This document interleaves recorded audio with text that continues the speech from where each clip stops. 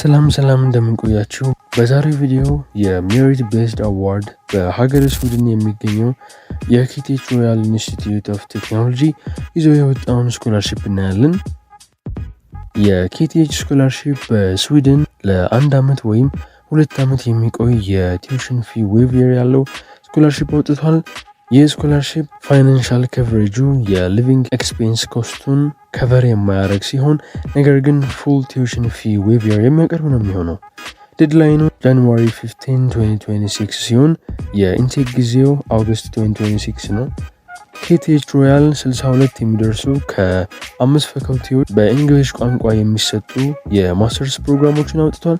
እነዚህን ፋካልቲዎች አንደኛ አርኪቴክቸር ኤንድ ዘ ቢልት ኢንቫይሮንመንት፣ ሁለተኛ ኢንጂኒሪንግ ሳይንስ ኤንድ ኬሚስትሪ፣ ባዮቴክኖሎጂ ኤንድ ሄልዝ፣ ሶስተኛ ኢንዱስትሪያል ኢንጂኒሪንግ ኤንድ ማኔጅመንት፣ አራተኛ ኤሌክትሪካል ኢንጂኒሪንግ ኤንድ ኮምፒውተር ሳይንስ፣ አምስተኛ ኢንጂኒሪንግ ሳይንስ ናቸው። በመቀጠል የዚህን ስኮላርሺፕ ኤሊጂብል ክራይቴሪያዎች እናያለን።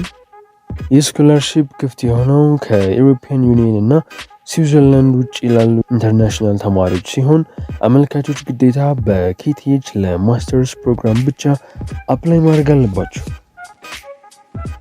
እንዲሁም መማር ለመረጣችሁት ፕሮግራም ስፔሲፊክ ኢንትሪ ሪኳርመንቶችን ማሟላት አለባችሁ።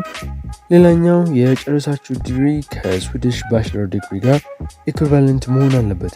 እንዲሁም የእንግሊሽ ላንጉጅ ፕሮፊሸንሲ ሪኳርመንት ማለትም ቶፍል፣ አይኤልቲኤስ የመሳሰሉትን ማቅረብ ይኖርባችኋል ማለት ነው።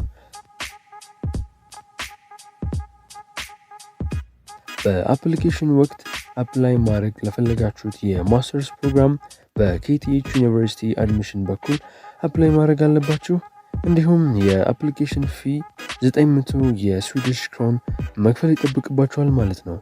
ሌላኛው ሁሉንም ሪኳርድ ዶክመንቶች ከዴድላይኑ በፊት አፕላይ ማድረጋችሁን እርግጠኛ መሆን አለባችሁ። በመጨረሻም የዚህ ስኮላርሺፕ ሪዛልት በማርች 2026 መጨረሻ ላይ የሚወጣ ነው የሚሆነው። አመልካቾች ለተጨማሪ ፈንዲንግ ለስዊዲሽ ኢንስቲትዩት ስኮላርሺፕ አፕላይ እንድታደርጉ ኢንኮሬጅ ትደረጋላችሁ ማለት ነው።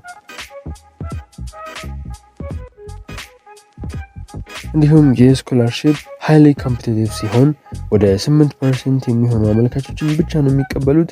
ስለዚህ አካዳሚክ ኤክሰለንሲያችሁ ላይ የሰራችሁ መሆን አለባችሁ። እንዲሁም ሌሎች አዲሽናል እና ስትሮንግ ሰፖርቲቭ ዶክመንቶቻችሁን በማቅረብ ስኮላርሺፑን የማሸነፍ እድላችሁን መጨመር ትችላላችሁ ማለት ነው።